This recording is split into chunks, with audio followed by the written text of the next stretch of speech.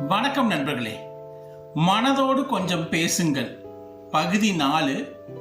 நம்ம இன்னைக்கு பார்க்கறது, நம்ம வாழ்க்கையில் மன அழுத்தம், பதட்டம், பயம், மனச்சோர்வு எதுவுமே இல்லாமல் நம்மளை எப்படி ஹாப்பியாக சந்தோஷமாக வாழ்க்கை ஃபுல்லாக வச்சுக்கணும் அப்படிங்கிறதுக்கு ஒரு 3 விஷயங்க.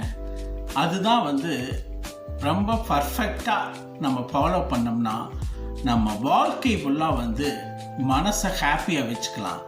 மனசு ஹாப்பியாக இருந்தால் உடல் ஹாப்பியாக இருக்கும்.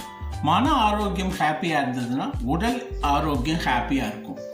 மன ஆரோக்கியம்தான் உடல் ஆரோக்கியத்துக்கு முதல் படி. அப்போ இந்த 3 விஷயத்தை நம்ம வாழ்க்கையில் சரியான விதத்தில் கடைபிடிச்சோம்னா அதுதான் மன அழுத்தமோ பதட்டமோ பயமோ எதுவுமே இல்லாமல் சந்தோஷமாக நம்ம வாழ்க்கையை கொண்டு செல்ல முடியும். அந்த 3 விஷயம் என்னன்னா, ஒன்று பார்த்தீங்கன்னா, யாரு கூடயும் கம்பேர் பண்ண வேண்டாம்.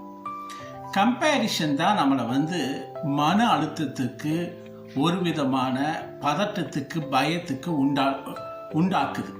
அப்போ யாரு கூடயும் கம்பேரிஷன் அப்படின்னா எந்த பொருளாகட்டும், அது எதுவாகிட்டு அவங்க நமக்கு இருக்கிறது ஓகே, ஆனால் அவங்ககிட்ட இருக்கிறது மாதிரி நமக்கு இல்லையே அப்படின்னு நினைக்கக்கூடாது.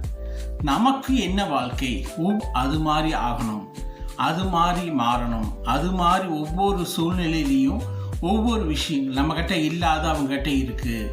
நம்மளை விட அவங்க ஹையாக இருக்காங்க, நம்மளை விட இந்த விஷயத்திலெல்லாம் அதிகமான விஷயங்கள் அவங்கக்கிட்ட இருக்குது.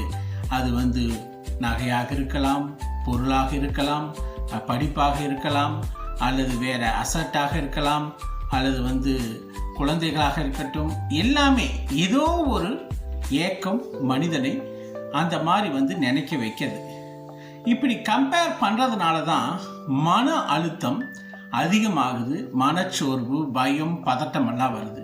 நீங்கள் உங்களுடைய வாழ்க்கையை நீங்கள் முழுமையாக வாழ்ந்தாலே உங்களுக்கு முழு ஹாப்பினஸ் கிடைக்கும்.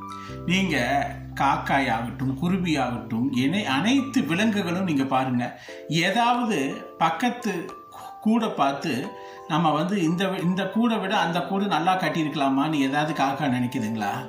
அதே மாதிரி ஒரு சிங்கமோ புலியோ யானையோ தன்னை விட இன்னொரு யானைக்குட்டி அம்மா வேறு விதத்தில் நிறையா நகை வாங்கி போட்டிருக்காங்கன்னு நினைக்குதா? இல்லை.